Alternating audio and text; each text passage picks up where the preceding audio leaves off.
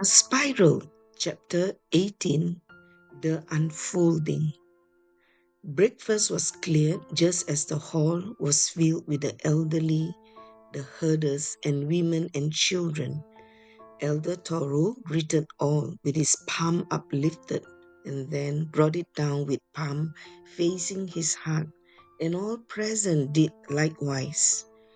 The light bearer knew he had to help them destroy the wolf before they would receive the seeds he had brought all the way from the tower. The yearning in his heart to release them had to be kept within till they were ready. Without that readiness, it would be as good as throwing them to the wind. One thing kept bothering him, and it was a fear of bringing out his plan with bitterness. Could he do his best for them? Would there be a desire to strike back for what had happened to his father? His father was a legend. Many looked to the wolf slayer for help, and his father had helped many, and often with very little reward. Still, his father kept on, for he was born with the gift of dominance over wolves. As a child, the light bearer waited expectantly for his father's return. He never doubted his father would win, but he doubted if his father would bring back something good to eat. His father brought back leftovers of a feast.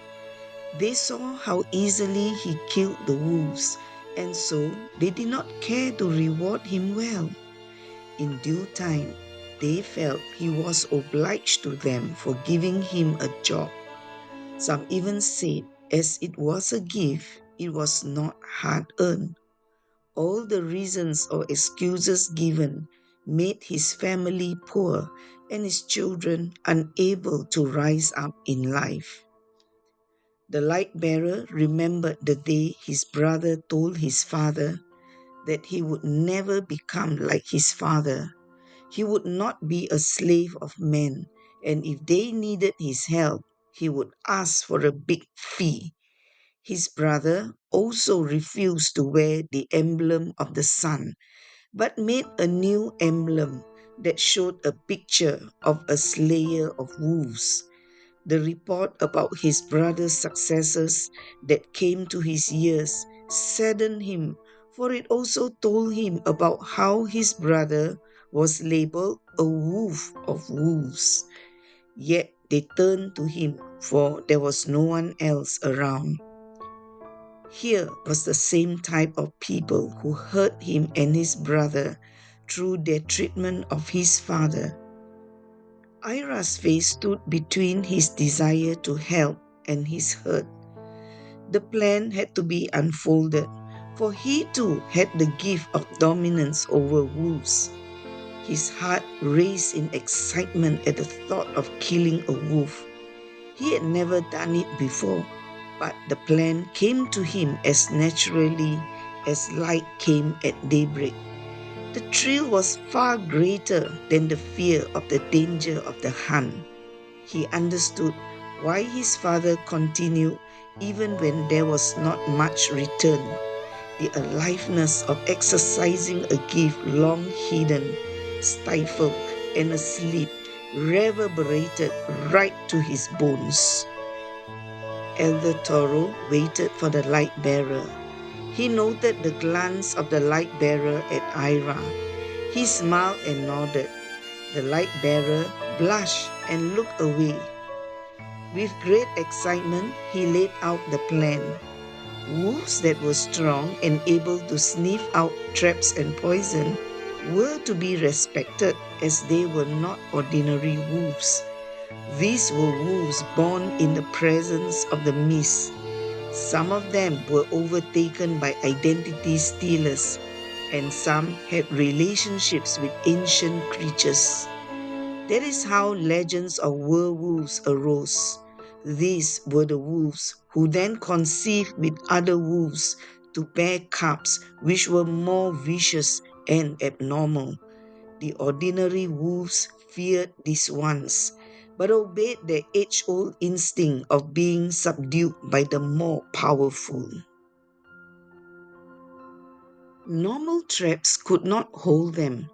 The intimidation of rumors that the one that had been plaguing the village must belong to the abnormal ones prevented many from leaving the village boundaries. Just then, Bata rushed into the hall with news that one of their dogs had found a boy just outside the village. He had on an unusual jacket. He looked faint but otherwise was healthy. He refused to change into clean clothes and could not be persuaded to speak, but he drank and ate some bread. Elder Toro moved to the kitchen with the light bearer and the others behind him. He told the others to stay put. He only wanted the light bearer and Bata with him. As they entered the kitchen, the light bearer felt a stirring in his heart.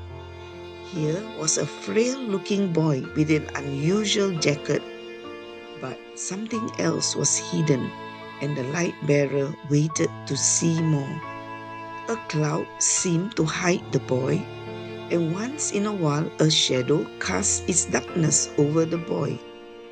But his eyes also told the light bearer that here was someone he could release the seeds to and remove the shadow from.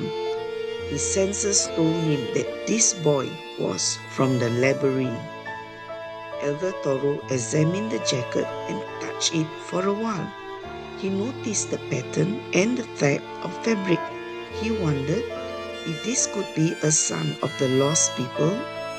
The look of childlike trust in the boy's eyes enabled him to decide that the boy needed to be given a place to stay and food to eat till his parents came to look for him.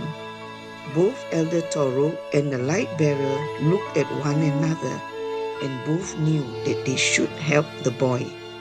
Then, out of the blue, the boy cried, and between sobs he called, "Ira! Ira!"